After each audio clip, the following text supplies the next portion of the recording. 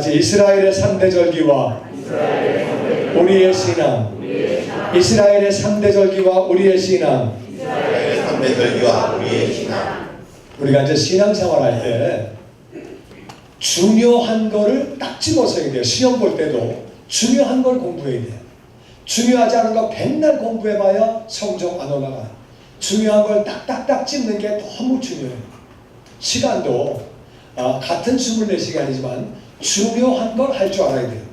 우선순위에서 그러니까 신앙생활에서 정말 중요한 걸 찝어야 되거든요.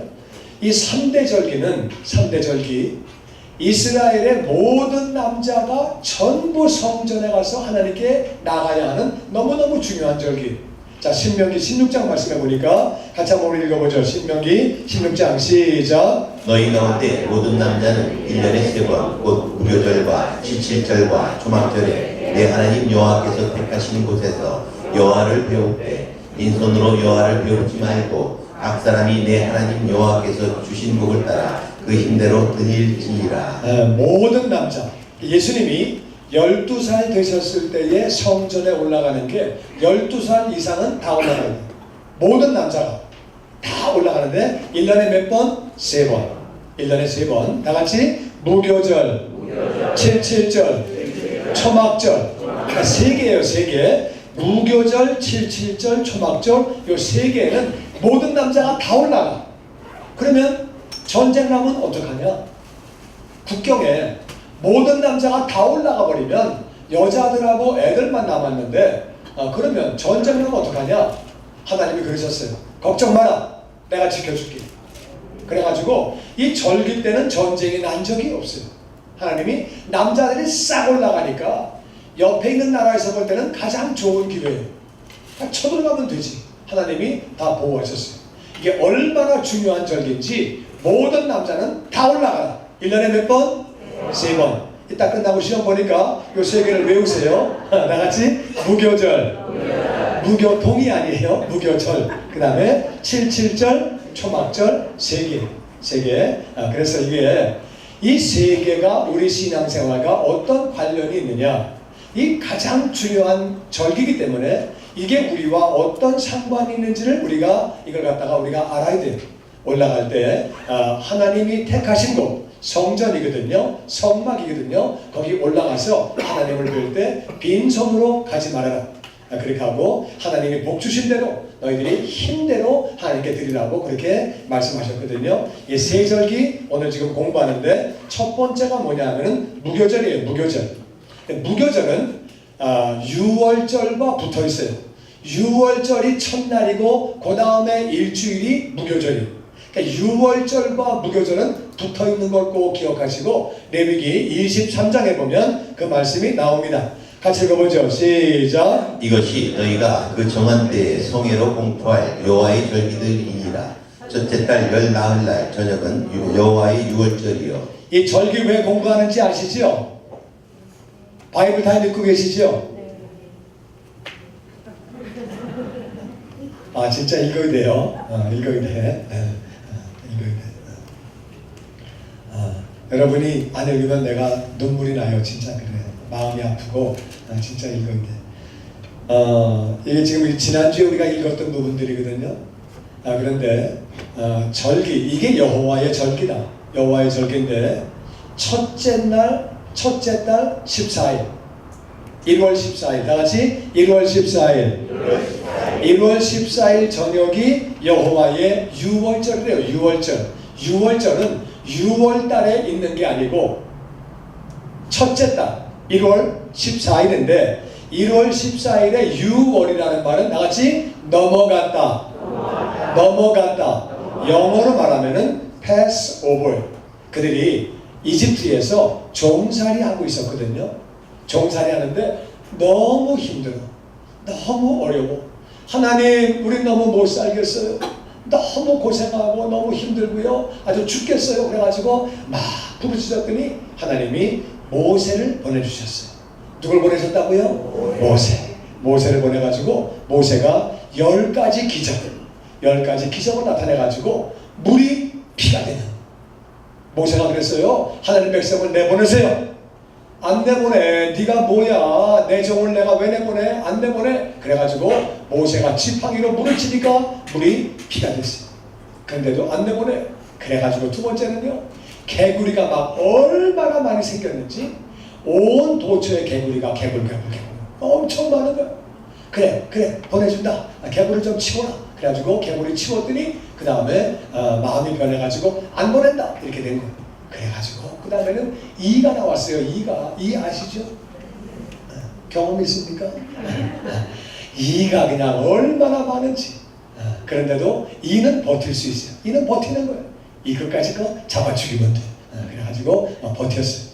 그 다음 이제 세 번째부터는 애굽 사람에게만 재앙이 가고 네 번째부터 다섯 번째는 이스라엘에는 재앙이 안 갑니다. 네 번째부터 파리가 막 얼마나 많은지 파리 많으면 못 살아요. 제가 이제 마사이에 복음 전하러 가면은 말씀 전하러 가면은 거기서 빵을 먹을 때 빵을 딱 꺼내면은 빵 위에 파리가 500마리가 붙습니다. 그러면은요 막 흔든 다음에 빨리 먹어야 돼. 그냥 못 달라붙게. 와, 그러면 입으로 달라 들어와요 그냥.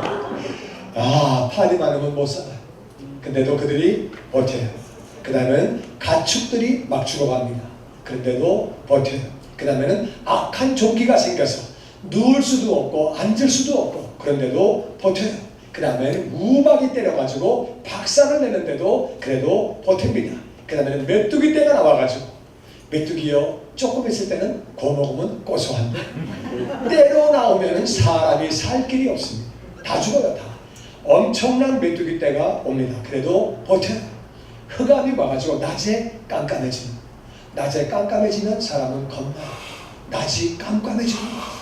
그런데도 그들이 버팁니다. 그래서 하나님이 첫 번째 장자를 짐승의 새끼까지 다 죽이신다고. 그 대신에 어린 양의 피를 발라라. 피를 바르기만 하면 다 구원받는다. 누구든지 피를 바르기만 하면 구원받는다.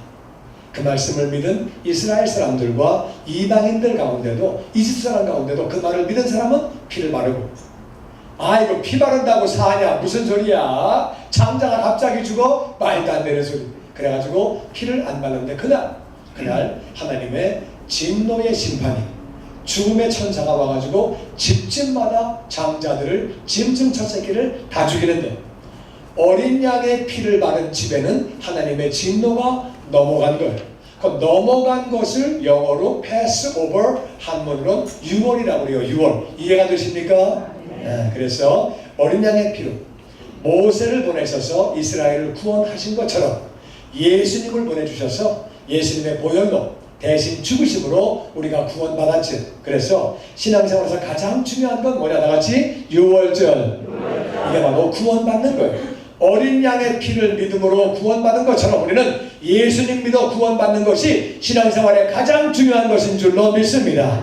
요한복음 3장 16절 말씀에 같이 한번 읽어보죠. 시작. 하나님이 세상을 이처럼 사랑하사 독생자를 주셨으니 이는 그를 믿는 자마다 멸망하지 않고 영생을 얻게 하려 하심이라. 아멘. 그래서 신앙생활의 가장 중요한 절기가 뭐냐? 유월절이에요.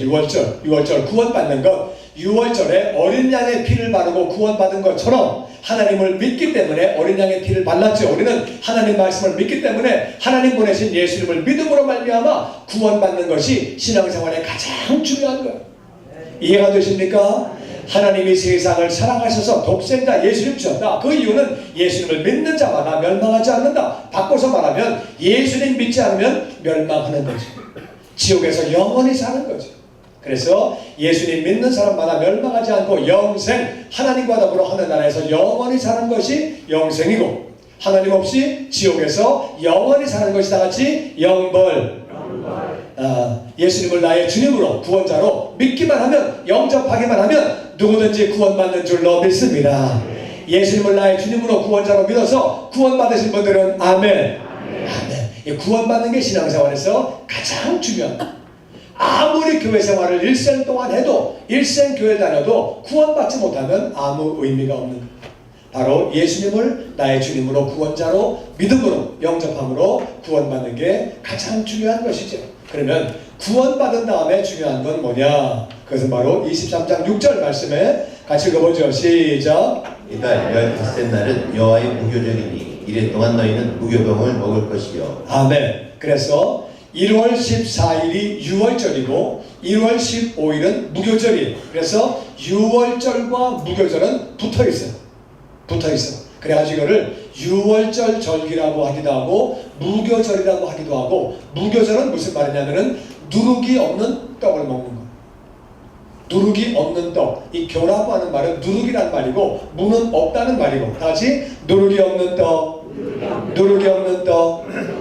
누룩이 없는 떡을 먹는다고 하는 것은 세상의 모든 사람은 다 누룩이 있는 떡을 먹어요. 누룩이 있어야 부드럽고 맛있고, 그러니까 누룩이 있는 떡을 먹는데 누룩이 없는 떡은 딱딱하고 맛이 없어요. 구원받은 다음에 첫 번째 해야 되는 것이 뭐냐? 구별된 삶을 살고 거룩한 삶을 살아야 하는 줄로 믿습니다. 그래서 무교절은 무교병을 먹는 거거든요. 무교병은 누룩이 없는 떡. 이 병은 떡병자예요. 떡병. 그래서 누룩이 없는 떡을 먹는 것이 그게 중요한 거예요. 예수님을 믿는 사람, 하나님을 믿는 사람은 구별된 삶을 살아야 하는 줄로 믿습니다.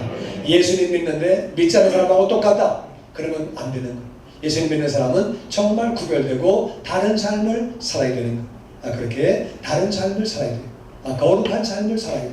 주일에는 우리는 예배드리고 하나님 앞에 거룩한 삶을 살고 죄를 멀리하는 삶을 살고 누룩이 없는 그런 떡을 먹고 그렇게 사는 거죠. 레위기 19장 2절 말씀해 보니까 같이 읽어보죠. 시작. 너는 이스라엘 자손의 온 회중에게 말하여 이르라. 너희는 거룩하라. 이는 나 여호와 너희 하나님이 거룩함이니라. 우리는 예수님을 믿음으로 하나님의 자녀가 되었기 때문에 하나님이 거룩하시니까 우리 자녀들도 거룩해야 되는 줄로 믿습니다. 거룩하다는 말은 구별되었다. 구별되었다. 그래서 세상 사람들이 우리를 볼 때에 저 사람들은 달라. 정말 다르네. 그렇게 구별된 삶을 살아야 돼. 그렇게 하려고 하면 누룩이 없는 떡을 먹어야 되는데, 누룩이 없는 떡이라는 말은 구체적으로 무슨 말이냐? 예수님은 그것을 이렇게 말씀하셨어요. 마가복음 8장에 보면 같이 한번 읽어보죠. 시작. 예수께서 경고하여 이르시되 삼가 바리새인들의 누룩과 헤롯의 누룩을 주의하라 하시니. 아멘. 다 같이 바리새인의 누룩, 헤롯의 누룩. 그러니까 바리새인의 누룩은 뭐냐면은 자기가 하는 것을 다 나타내는 거예요. 내가 봉사하는 거, 내가 헌신하는 거, 이거 다 나타내. 기도할 때도 시장에 가서 사람들 많이 보는 앞에서 기도하고, 우리는 오른손이 하는 것을 왼손이 모르게 봉사하고 아름답게 섬기고, 할렐루야. 기도하는 것도 우리는 아름답게, 하나님 다 아시니까 우리는 하나님 앞에서 외식하고 남에게 보이기 위해서 하는 것이 아니라 정말 하나님을 사랑하고 영혼들을 사랑하기 때문에 우리가 섬기는 삶을 사는 거죠. 나는 저와 여러분이 외식하고 보이려고 나타내려고 하는 삶이 아니고 정말 하나님을 사랑하고 영혼을 사랑하기 때문에 자신을 드리는 삶을 살게 되기를 주 이름으로 축원합니다. 바리새인의 누룩은 외식하려고 나타내려고, 내가 뭘 하나 해도 꼭 생색을 내고, 그거 내가 했다고 어떻게 말해, 내가 한 거야, 내가 하지 뭐 누가 해, 우리 교회는 뭐 사람이 있나, 내가 하지. 그런 사람들과 안 되는 거예요. 정말 우리가 아름답게 봉사하는 거지. 저와 여러분이 정말 그렇게 아름답게 하나님을 사랑하고 영혼 사랑하는 마음으로 바리새인 닮아가지 말고 그렇게 정말 하나님 기뻐하시는 그런 봉사하게 되기를 주 이름으로 축원합니다. 그리고 헤롯의 누룩은요, 헤롯은 세상이 전부 다야. 헤롯은 어떤 사람이냐? 헤롯은 아버지도 그렇고 아들도 그렇고 손주도 그렇고, 이 헤롯이라고 하는 그 집안 자체가 진짜 희한한 집안이에요. 헤롯은요, 하나님을 안 믿어. 성전을 줘. 그래? 정치를 위해서 그까지도 못해? 그래가지고 성전을 어마어마하게 짓습니다. 헤롯은요, 왕이 태어났다 그러니까 2살 이하의 애들을 다 죽이는 거예요. 그냥 세상의 권력을 잡기 위해서는, 세상을 얻기 위해서는 별짓 다 해. 또 그 아들은 자기 동생의 부인을 뺏어와요. 동생 부인이 이뻐? 내가 데리고 살아야지. 그게 하여튼 집안이 엉망진창이야. 하여튼 세상에서의 삶을 위해서라면은 별짓 다 하는 게 이게 헤롯이에요. 세상밖에 몰라. 어떤 사람은 하나님을 믿는다고 하면서 세상을 즐기기 위해서 별짓 다 하는 사람들이 있어요. 그 절대 안 되는 거예요. 우리는 헤롯의 누룩을 주의하고 바리새인의 누룩을 주의하고 저와 여러분이 정말 거룩한 삶을 살아가는 그러한 자녀가 다 되기를 주의 이름으로 축원합니다. 거룩한 삶을 사는 것이 그게 바로 무교절이에요. 구원받은 다음에 변화받은 삶을 사는 것이 그것이 바로 무교절이에요. 무교절 다음에는 그 다음에는 오순절이 있습니다. 맥추절이 초실절이 있는데 15절 같이 읽어보죠. 15절 시작. 안식일 이튿날 곧 너희가 연례로 곡식단을 가져온 날부터 세어서 7안식일의 주요를 세우고 7안식일 이튿날까지 합하여 50일을 회수하여 새 소제를 여호와께 드리되. 그래서 6월절이 지난 다음에 안식일을 7번 지나고 안식일이 7번 지나니까 7, 7이 49, 49일이죠. 49일인데 7 안식일 이튿날까지 합차니까 50일. 그래서 이 날을 갖다 나같이 오순절이라고 그러고, 그리고 7번 안식일이 지나가니까 다같이 7절, 그리고 안식일이라고 오순절이라고 그러고, 그 다음에 새 소제, 이때는요 보리를 추수해 가지고 드리는 거예요. 보리 추수. 그 다같이 맥추절, 보리를 추수해 드리기 때문에 맥추절이라고 그러고, 첫 번째 열매를 드리기 때문에 그래서 이거를 초실절이라고 해요. 초실절이라는데, 새 소제는 뭐냐면 소제는 곡식을 드린다 그 말이에요. 새로운 곡식을 보릿고개 지나가고 나서 보리가 생기듯이 그때에 새로운 곡식을 드리는 거예요. 요제는 하나님 앞에 흔들면서 이렇게 제사를 지내는 거거든요. 그건 나중에 제가 제사를 설명할 때 나중에 설명하고, 두 번째 절기는 다같이 맥추절, 초실절, 7절, 오순절, 올 밑에 다 적어놔주면 좋겠네요. 설명하기 쉽게. 그래서 오순절, 7절, 맥추절, 초실절. 이건 무슨 말이냐면, 우리가 신앙생활 할 때 오순절에 성령님이 임하셨죠. 오순절에 우리는 열매를 맺는 삶을 살아야 되는데, 언제 우리가 열매를 맺을 수 있느냐? 새 소제, 첫 번째 초실이거든요. 첫 번째 열매를 언제 맺느냐? 첫 번째 열매 나같이 성령 충만해야. 성령 충만 안 하면은 우리는요 교회만 왔다 갔다 하는 거예요. 성령 충만해야 우리는 아름다운 열매를 맺는 복된 삶을 살게 되는 줄로 믿습니다. 오순절에 성령님이 임하셨죠. 예수님이 이 세상을 떠나가시면서 제자들에게 성령을 받으라고 말씀하십니다. 그러니까 그들이 성령 받기 전까지는 전도 안 했어요. 그들이 성령 받고 나서 그들이 변했어요. 그들이 성령 받고 새로운 삶을 살게 되었어요. 그래서 50일 만에 오기 때문에 다같이 오순절, 안식일이 7번이기 때문에 다같이 7절, 새 소제, 첫 번째 열매 드리기 때문에 다같이 초실절, 보리를 추수해서 드리기 때문에 다같이 맥추절. 다 같은 말이거든요. 이게 무슨 말이냐면은 오순절에 성령님이 임했잖아요. 우리가 성령 충만할 때 우리는 열매를 맺게 되는 줄로 믿습니다. 그래서 이게 결국에는 성령 충만 받아라 그 말이거든요. 우리 구원받은 사람들은 다같이 성령 충만해야. 성령 충만할 때 우리는 진정으로 거룩한 삶을 사는 것은, 우리가 성령 충만할 때 우리는 새로운 삶을 살게 되는 거예요. 그래서 에베소서 5장 18절 말씀해 보니까 우리 한번 같이 한번 읽어보죠. 시작. 술 취하지 말라. 이는 방탕한 것이니 오직 성령으로 충만을 받으라. 성령 충만 받으라고 성경은 말하고 있습니다. 성령 충만할 때, 성령님이 나를 지배할 때 우리는 성령의 열매를 맺게 되는 다같이 사랑과 희락과 화평과 오래 참음과 자비와 양선과 충성과 온유와 절제와. 성령 충만해서 성령의 열매를 맺어갈 때 우리는 예수님을 닮아가는 거룩한 삶을 살게 되는 줄로 믿습니다. 성령 충만하면 전도의 열매를 맺게 되고, 성령 충만하면 목양의 열매를 맺게 되고, 성령 충만하면 제자의 열매를 맺게 되고, 성령 충만하면 내가 봉사의 열매를 맺게 되고. 어제 결혼식 하는데 우리 교인들이 그 봉사하는 모습 보고 얼마나 참 감동적인지, 또 청소도 나가서 하고 전도하고 얼마나 참 귀한지 몰라요. 그 다 열매를 맺을 수 있는 것은 내 힘으로 하는 것이 아니라 성령 충만할 때 가능하다 그 말이에요. 할렐루야. 그래서 구원받은 다음에 어떻게 우리가 거룩한 삶을 사느냐? 거룩한 삶을 사는 것은 나같이 성령 충만, 성령 충만함으로 우리는 열매를 맺게 되고 예수님을 닮아가게 되고 그렇게 우리가 새로운 삶을 살게 되는 줄로 믿습니다. 그리고 마지막 절기는 34절에 우리 한번 같이 읽어보죠. 34절 시작. 이스라엘 자손에게 말하여 이르라. 일곱째 달 열 같은 날은 초막절이니 여호와를 위하여 이레 동안 지킬 것이라. 너희가 토지 소산 거두기를 마치거든 일곱째 달 열 같은 날부터 이레 동안 여호와의 절기를 지키되 첫날에도 안식하고 여덟째 날에도 안식할 것이요. 다 같이 초막절, 수장절.